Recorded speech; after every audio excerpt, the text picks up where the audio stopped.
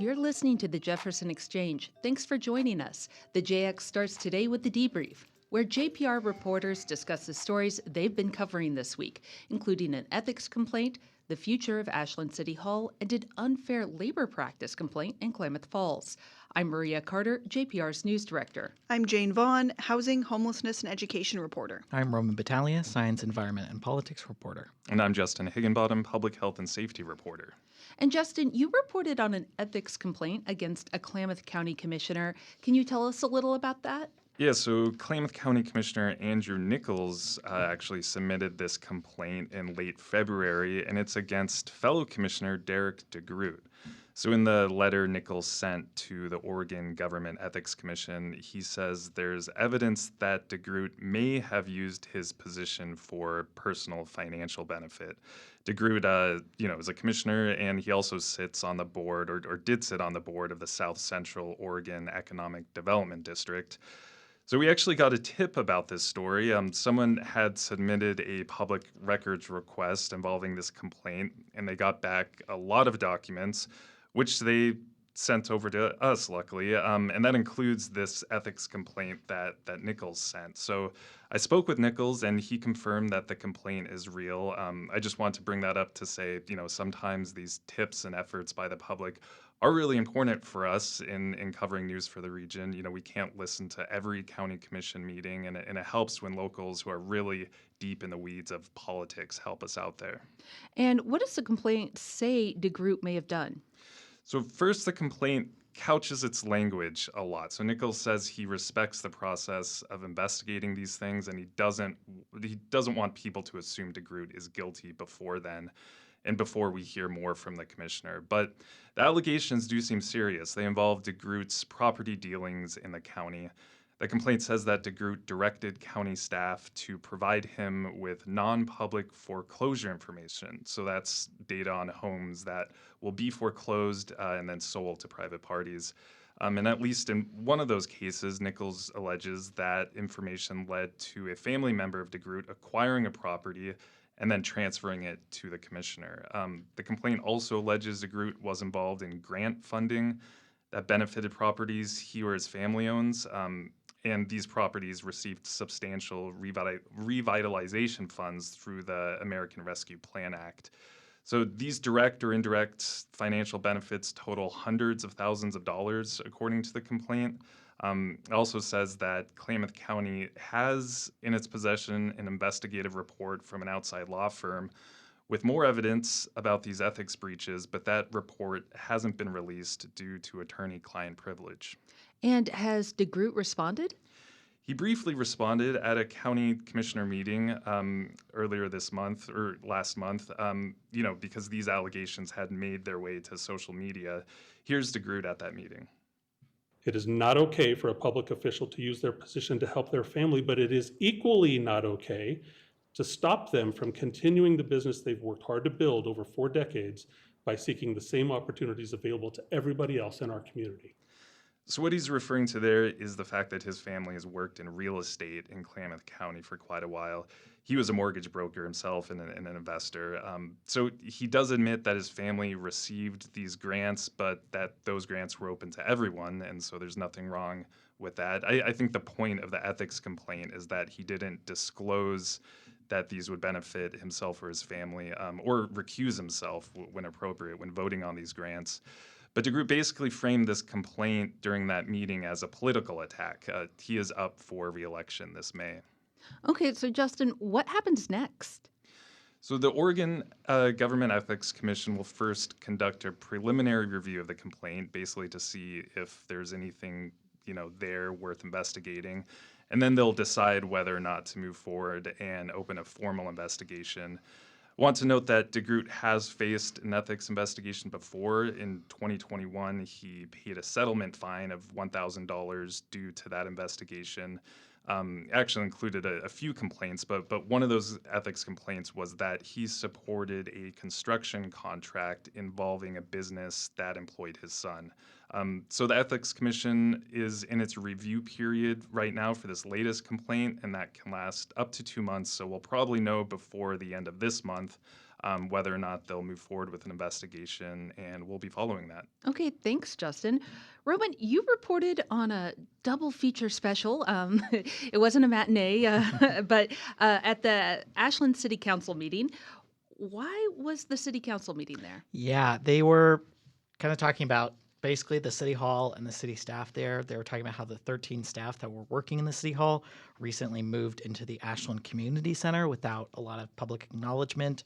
The community center has been undergoing renovations for a while. It's been closed since 2019 because of safety issues, and I think the city spent around $1.4 million renovating and getting it reopened, which they were hoping to do in May.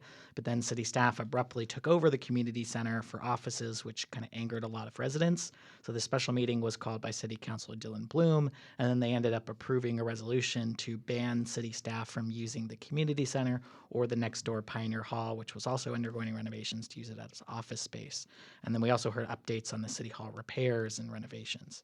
Okay, let's talk about the community center first. Why did the staff move into the community center? It's because of the city hall, which also had safety issues. So the community center has safety issues now. City hall had some.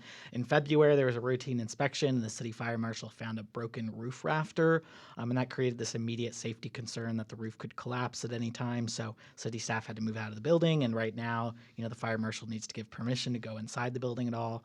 There's also other concerns related to the age of the building. The repairs have essentially been neglected for City Hall. A lot of the parts of the building are past their end of life, like the roof, the HVAC system, some electrical systems, and lots of other stuff. So city staff had to move out, and the city manager had to find another place to put them. She wanted them to all be in the same place, and so moved most of the staff into the community center, which they said was the only place that could fit everyone that the city owned. So the City Council also talked about repairing City Hall. How is that going? Yeah, they're currently working on repairing that roof rafter. It's not going to be a super expensive fix, only a few $1,000s, and they're expecting to do that in the next few months. That will make the building at least safe enough where they don't need permission from the fire marshal to enter the building. But during the city council meeting, the deputy city manager said that likely doesn't mean staff will immediately move back in. They still need to address some of those other immediate concerns before it's safe to work there. The report that they had also mentioned that snow or a heavy wind event could be dangerous for the building. Wow. And so all these other immediate repairs are at least going to be another $500,000. And then there's millions of other dollars needed for other repairs that need to happen to the city hall right now.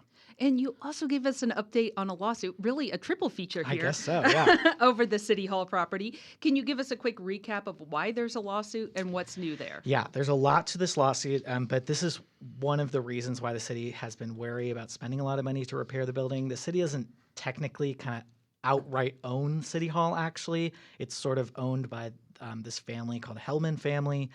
They gifted the property to the city back in 1884, and that includes the City Hall property and then a portion of the Ashland Plaza as it is now.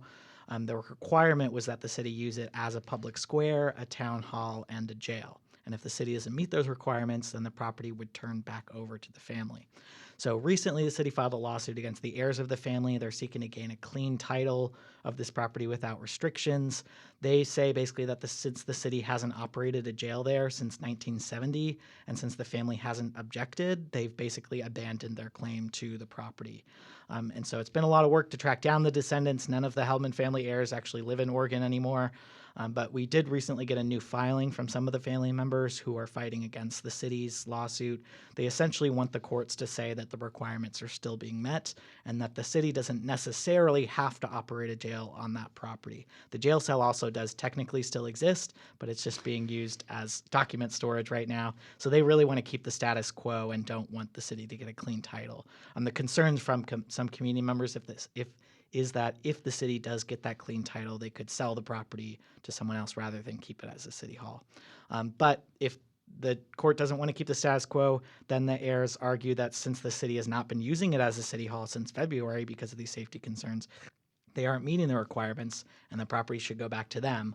And then they also have another backup argument in this, that if the city does get to take the property, the family claims that that would constitute an illegal taking and that they should be compensated for that, especially because this property is worth a lot more money than it was back when it was gifted in 1884. So we're going to continue to follow this lawsuit and see how it all plays out. So a lot of doings at City Yeah. Hall. Okay. Well, thanks, Roman. Jane, you wrote a story this week about an unfair labor practices complaint that was filed in Klamath County. Who filed that?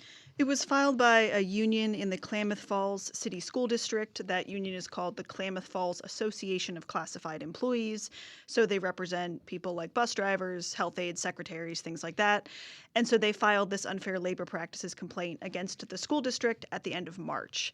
There are a lot of different complaints in there. Basically, they are alleging that the district has tried to tarnish the union's reputation, tried to undermine the union, discriminated against members to discourage their participation in the union, tried to stop the union from participating in protected activities, like prohibiting them from holding a demonstration. The complaint also alleges that the district has disparaged the union's president for participating in union activity. So there's a lot of different pieces of it. And I should note that I did try to speak to the school district about it, but the school superintendent, Keith Brown, declined to speak to me for this story. And has the union filed unfair labor practices complaints before against the district? They have, in fact. This is the third one that they filed against the school district. So there was one that they filed in 2021, which was actually decided in the union's favor, although the district has appealed that. The ruling found that the district did violate state law by threatening a union member's job security because she engaged in protected activity, and by disciplining the union president for using the district's email system for union communications. So that was complaint number one.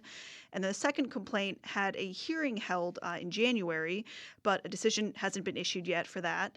That case includes allegations that the district tried to bar employees from wearing these T-shirts that linked to information about workplace rights because that content was too negative. So those are the first two, and then now we've got a third complaint going. And how does this process work?